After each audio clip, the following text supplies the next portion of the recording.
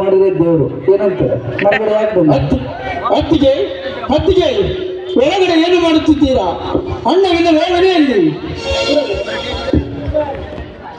ಇದ್ದೇವೆ ಬಾರಪ್ಪ. ಯಾಕೆ ರೀತಿ ಒಂದೇ ಸಮಯ ಕರಿತಿದ್ದಿಲ್ಲ? ಯಾಕೆ ಏನಾಯ್ತು? ನಿಮ್ಮ ಅಣ್ಣ ಒಳಗಡೆ ಊಟ ಮಾಡ್ತಾ ಇದ್ದಾನೆ. ಬಾ, ಮೊದಲು ನೀನು ಕೂಡ ಊಟ ಮಾಡಿಬಿಟ್ಟು. ಅತ್ತಿಗೆ ನನಗೆ ಹಸಿವಿಲ್ಲ ಅತ್ತಿಗೆ. ಅಣ್ಣನ ಹತ್ರ ಒಂದು ಮುಖ್ಯವಾದ ವಿಷಯ ಬಗ್ಗೆ ಮಾತನಾಡಬೇಕಾಯಿತು.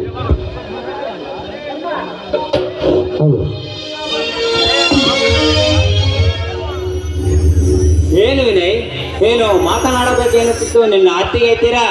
ಏನಪ್ಪ ಸುದ್ದಿ?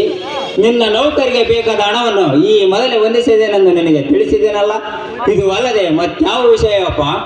ಅಣ್ಣ, ನೌಕರಿಗಿಂತ ಮುಖ್ಯವಾದ ವಿಷಯ ಅಣ್ಣ. ಈಗ ನಾನೊಂದು ಹುಡುಗಿಯನ್ನು ಮನಸಾರೆ ಮೆಚ್ಚಿದ್ದೇನೆ. ಅವಳನ್ನೇ ಮದುವೆ ಆಗಬೇಕು ಎಂದುಕೊಂಡಿದ್ದೇನೆ. ಇದಕ್ಕೆ ನೀವು ಒಪ್ಪಿಗೆ ನೀಡಬೇಕು ಅಷ್ಟೇ. ಈಗಲೇ ಏಕೆ ವಿನಯ್ ಮದುವೆ? ಮೊದಲು ನೀನು ನೌಕರಿಗೆ ಸೇರು, ನಂತರ ಮಾಡಿಕೊಳ್ಳುವಂತೆ ಮದುವೆಯನ್ನು. ನೌಕರಿಗೆ ಸೇರಿದ ಮೇಲೆ ನೀನು ಯಾವ ಹುಡುಗಿಯನ್ನು ಹೇಳ್ತೀಯೋ ಅದೇ ಹುಡುಗಿ ಜೊತೆ ಮದುವೆ ಮಾಡಿಕೊಳ್ಳುವಂತೆ ತಿಳಿಯಿತೆ? ಹೌದು ವಿನಯ್, ಈಗ ನಿನಗೆ ಮದುವೆ ವಯಸ್ಸು. ಮದುವೆ ಬಗ್ಗೆ ಇಷ್ಟಪಡೋದ್ರಲ್ಲಿ ಯಾವ ತಪ್ಪಿಲ್ಲ. ಮೊದಲು ನೌಕರಿಯನ್ನು ಮಾಡು, ಆ ನಂತರ ಬೇಕಾದ್ರೆ ಆಮೇಲೆ ಮದುವೆಯನ್ನು ಮಾಡ್ಕೊಳ್ಳುವಂತೆ. ಇಲ್ಲ ಅತ್ತಿಗೆ, ನನಗೆ ನೌಕರಿಗಿಂತ ಮದುವೆಯೇ ಮುಖ್ಯ, ಆ ನಂತರ ನೌಕರಿ. ಅಷ್ಟಕ್ಕೂ ನಾನು ನೌಕರಿಗೆ ಸೇರಲು ಇನ್ನು 1 ತಿಂಗಳ ಕಾಲಾವಕಾಶವಿದೆ. ಮದುವೆ ಕಾರ್ಯ ನೆರವೇರಿಸಿ, ಇಲ್ಲದೆ ಆಮೇಲೆ ನೌಕರಿ.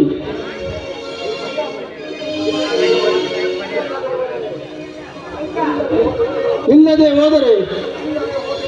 ಹೋದರೆ ಏನು ಮಾಡುತ್ತಿರುವೆಯೋ ಮುಟ್ಟಾಳ? ಮದುವೆ ಎಂಬ ಮಹಾಜಾಲಕ್ಕೆ ಬಿದ್ದು ಏಕೆ ಹುಚ್ಚಿಡಿದವರಂತೆ ಮಾತನಾಡುತ್ತಿರುವೆ? ವಿನಯ್, ಹೆಣ್ಣು ಹೊನ್ನು ಮಣ್ಣು ಇವು ಮೂರನ್ನು ಬೆನ್ನೆತ್ತಿ ಹೋದವರು ಯಾರು ಈ ಜಗದಲ್ಲಿ ಜಯಶಾಲಿಗಳಾಗಿಲ್ಲ. ಈ ಸಮಾಜವೊಮ್ಮೆ ಕೇಳಿ ನೋಡು.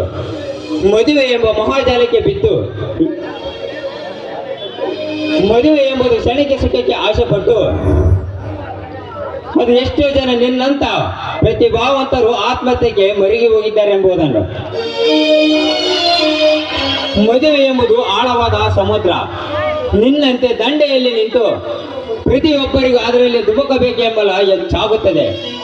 ಆದರೆ ಅದರಲ್ಲಿ ಧುಮುಕಿದ ಮೇಲೆ ಎದ್ದು ಹೊರಬರುವುದು ಕಷ್ಟವೇನೆ, ಕಷ್ಟ.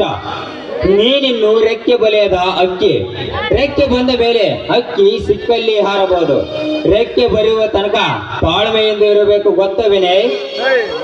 ನಾನು ಓದಿನಲ್ಲಿ ಅನಕ್ಷರಸ್ಥನಾಗಿರ್ಬೋದು, ಆದರೆ ಅನುಭವದಲ್ಲಿ ನಿನಗಿಂತ ಏನೋ ಅಚ್ಚು ಅನುಭವಿಸ್ತಾ ತಿಳಿಯಿತೆ?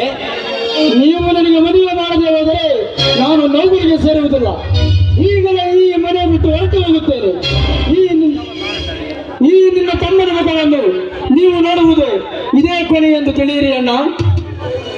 ವಿನಯ್, ಎಂತ ಏಡಿತನದ ಕೆಲಸಕ್ಕೆ ಕೈ ಹಾಕುತ್ತಿರುವೆಯೋ ಮುಟ್ಟಾಳ. ತಂದೆ ತಾಯಿಗಳ ಪ್ರೀತಿ ವಾತ್ಸಲ್ಯ ಕೊರತೆ ಆಗದಂತೆ ನಿನ್ನನ್ನು ಬೆಳೆಸಿದ್ದೇನೆ. ನನಗೆ ಊಟಕ್ಕೆ ಇಲ್ಲದಿದ್ದರೂ ಕೂಡ ನನ್ನ ತಮ್ಮನಿಗೆ ಕೊರತೆ ಆಗದಿರಲೆಂದು ತುತ್ತು ಮಾಡಿ ಉಳಿಸಿದ್ದೇನೆ. ನಿನ್ನನ್ನು ಈ ಮಟ್ಟಕ್ಕೆ ಬರುವ ತನಕ ಓದಿಸಿದ್ದೇನೆ. ಇದೆಲ್ಲ ಮಾಡಿದ್ದು ನನ್ನದ ತಪ್ಪೇನ ವಿನಯ್? ನೀನು ಪೊಲೀಸ್ ಅಧಿಕಾರಿ ಆಗುವುದನ್ನು ನನ್ನ ಕಣ್ತುಂಬ ನೋಡಿ ಸಂತೋಷ ಪಡಬೇಕೆಂಬಷ್ಟರಲ್ಲಿ ಇಂಥ ಏಹೇತನಕ್ಕೆ ಕೈ ಹಾಕಿ ಕುರ್ತಿ ಹಾಕಿದೆಯಲ್ಲ ವಿನಯ್. ಆತುರಗಾರನಿಗೆ ಬುದ್ಧಿಮಠ ಎಂಬಂತೆ ಅವಸರದಲ್ಲಿ ನೀನೇ ನಿನ್ನ ಜೀವನಕ್ಕೆ ಸಂಚುಕಾರ ತಂದುಕೊಳ್ಳಬೇಡವೋ? ನಮ್ಮ ಮನೆತನದ ನಂದ ಜೊತೆ ನಂದಿ ಹೋಗುವಂತೆ ಮಾಡಬೇಡ ವಿನಯ್, ಮಾಡಬೇಡ. ನಿನ್ನನ್ನು ನನ್ನ ತಮ್ಮನೆಂದು ತಿಳಿಯದೆ ನನ್ನ ಹೊಟ್ಟೆಯಲ್ಲಿ ಹುಟ್ಟಿದ ಮಗನಿಗೆ ಹೆಚ್ಚೆಂದು ತಿಳಿದು ನಿನ್ನನ್ನು ಜೋಪಾನ ಮಾಡಿದ್ದಕ್ಕೆ ಮನೆ ಬಿಟ್ಟು ಹೋಗುತ್ತೇನೆಂಬ ಮಾತನ್ನು ಮಾತ್ರ ಏಕೆ ಆಡುತ್ತೀಯಪ್ಪ ವಿನಯ್? ಬಸವೇಶ್ವರ, ಹಣೆ ಬರಕ್ಕೆ ಹೊಣೆಯಾರು. ಎಲ್ಲ ನಿನ್ನ ಇಚ್ಛೆಯಂತೆ ನಡೆಯಲಿ. ನಿನ್ನ ಇಲ್ಲಿಯವರೆಗೂ ನಿನ್ನ ಯಾವ ಆಸೆಗಳನ್ನು ನಿರಾಶೆಗೊಳಿಸಲ ವಿನಯ್. ಈ ಮದುವೆ ಎಂಬ ಮಹಾದಾಸೆಯನ್ನು ನಾನು ನಿರಾಶೆಗೊಳಿಸಲಾರೆ. ನೀನು ಇಷ್ಟಪಟ್ಟ ಹುಡುಗಿ ಯಾರು ಮನೆಗಳು ಎಂದು ಹೇಳಿ ವಿನಯ್. ಅದೇ ಅಣ್ಣ, ನನ್ನ ನೌಕರಿಗೆ ಸೇರಲು 25 ಲಕ್ಷ ನೀಡಿದರಲ್ಲ, ಆ ಶ್ರೀಮಂತರಾದ ರಾಜವರಮನ ತಂಗಿ ಪರಿಮಳ ಅಂತ.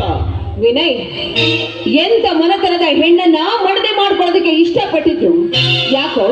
ಅವಳನ್ನ ಬಿಟ್ಟು ಈ ಊರಿನಲ್ಲಿ ಯಾವ ಹುಡುಗಿಯೂ ನಿನ್ನ ಮನಸ್ಸಿಗೆ ಇಡಿಸ್ಲಿಲ್ವಾ? ವಿನಯ್, ಆಗರ್ಭ ಶ್ರೀಮಂತರ ರಾಜಮನವ ಮನೆತನವೆಲ್ಲಿ, ಈ ಬಡ ರೈತನ ಮನೆತನವೆಲ್ಲಿ? ಆನೆಗೂ ಆಡಿಗೂ ಎಲ್ಲಿಯಾದರೂ ಸಂಬಂಧ ಉಂಟೆ? ನಮ್ಮ ಆಸ್ತಿ ಅಂತಸ್ತಿಗೂ ಅವರ ಆಸ್ತಿ ಅಂತಸ್ತಿಗೂ ಸರಿ ಹೊಂದುವುದಿಲ್ಲ ವಿನಯ್. ನಮ್ಮ ಯೋಗ್ಯತೆಗೆ ತಕ್ಕಂತೆ ಕೈ ಹಾಕಬೇಕು. ಆಕಾಶದಲ್ಲಿರುವ ಚಂದ್ರನನ್ನು ನೋಡಿ ಚಂದವಿದೆ ಎಂಬ ಮಾತ್ರಕ್ಕೆ ಆಕಾಶಕ್ಕೆ ಏಣಿ ಹಾಕಬಾರದು ವಿನಯ್. ಇದು ಸಾಧ್ಯವಾಗದ ಕೆಲಸ. ಇದನ್ನು ಇಷ್ಟಕ್ಕೆ ಮರೆತು ಬಿಡು. ಅಸಾಧ್ಯವೆಂಬ ಮಾತನ್ನು ಮಾತ್ರ ಹೇಳಿಬೇಡಿ ಅಣ್ಣ. ನಾನು ಮದುವೆ ಆಗೋದಾದರೆ ಆ ಮನೆ ಹೆಣ್ಣನ್ನೇ, ಇಲ್ಲದೆ ಹೋದರೆ ಈಗಲೇ ಈ ಮನೆ ಬಿಟ್ಟು ಹೊರಟು ಹೋಗುತ್ತೇನೆ. ವಿನಯ್, ನಿಂತ್ಕೊಂಡು ಯಾಕೆ ಇಷ್ಟೊಂದು ಅವಸರ ಮಾಡಿ ಯಾಕೆ ಇರ್ತಾರೆ ಹೋಗ್ತಾ ಇದೆಯಾ? ಅರೆ, ಇರುವನೊಬ್ಬನೇ ತಮ್ಮ, ಅವನನ್ನ ಯಾಕೆ ರೀತಿ ದೂರ ಮಾಡ್ಕೊಳ್ತಿದ್ಯಾ? ತಮ್ಮ ಅಂತ ನೀವ್ಯಾವತ್ತೂ ಕೂಡ ಅವನನ್ನು ಸಾಕಿಲ್ಲ. ನನ್ನ ಹೊಟ್ಟೆಯಲ್ಲಿ ಹುಟ್ಟಿದ ಮಗನಂತೆ ಹೆಚ್ಚಾಗಿ ನಾವು ಅವನನ್ನು ಸಾಕಿದ್ವಿ. ಅವನ ಆಸೆ ಪಟ್ಟಿರೋದ್ರಲ್ಲಿ ಯಾವ ತಪ್ಪಿಲ್ಲ. ನೋಡಿ, ಈ ಕ್ಷಣವೇ ಆ ಪರಿಮಳದ ತಂದೆಯನ್ನು ನೋಡಿ ಒಂದೇ ಒಂದು ಮಾತನ್ನ ಕೇಳಿ ನೋಡಿ. ಅವರು ಒಪ್ಕೊಂಡ್ರು ಒಪ್ಕೋಬಹುದು ಅಂತ ಕಾಣಿಸುತ್ತೆ. ಸೌಭಾಗ್ಯ, ನೀನು ವಿನಯನಂತೆ ಹೇಳುತ್ತಿರುವೆಯಲ್ಲೇ. ನಾವು ನೋಡಿದರೆ ಬಡ ರೈತರು, ಅವರು ನೋಡಿದರೆ ಈ ಊರಿಗೆ ಆಗರ್ಭ ಶ್ರೀಮಂತರು. ಅಂತವರ ಮನೆಯಲ್ಲಿ ಹೋಗಿ ಹೆಣ್ಣನ್ನು ಕೇಳಲು ಮನಸ್ಸಾದರೂ ಹೇಗೆ ಬರಬೇಕು?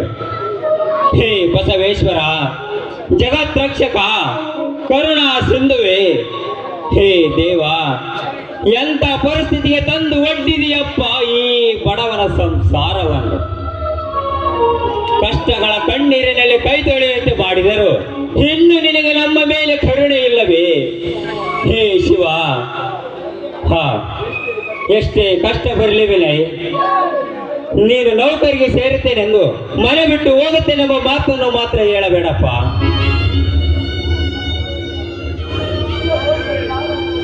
ನಿನಗೋಸ್ಕರ ನಾನು ನಿನ್ನ ಅತ್ತಿಗೆ ಇಬ್ಬರ ಅವರ ಮನೆಯಲ್ಲಿ ಹೋಗಿ ಹೆಣ್ಣನ್ನು ಕೇಳಿ ಬರುತ್ತೇವೆ. ನಡೆ ಸೌಭಾಗ್ಯ, ಮನೆಯ ಜವಾಬ್ದಾರಿ ಹೊತ್ತ ಮೇಲೆ ಕಷ್ಟಗಳು ನಮ್ಮ ಹೆಗಲಿಗೆ ತಾನೇ ಬೀಳುವುದು. ಇವುಗಳನ್ನು ಹೊತ್ತು ಸಾಗುವ ಎತ್ತುಗಳು ನಾವಿನ್ನು. ಆಯ್ತು, ನಡೀರಿ ಸರ್, ಇಬ್ಬರು ಕೂಡಿ ಜೊತೆಗೆ ಹೋಗಿ ಕೇಳಿ ಬರೋಣ. ಆಯ್ತು ಅತ್ತಿಗೆ.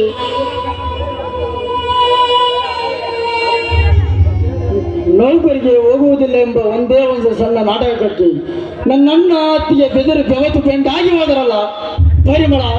ನಿನ್ನ ಕಂಡ ಆ ಗಳಿಗೆ ಏನಲ್ಲ, ನನ್ನ ಮನ ನಿನ್ನನ್ನೇ ಬಯಸ್ತಿದೆ ಕಡೆ.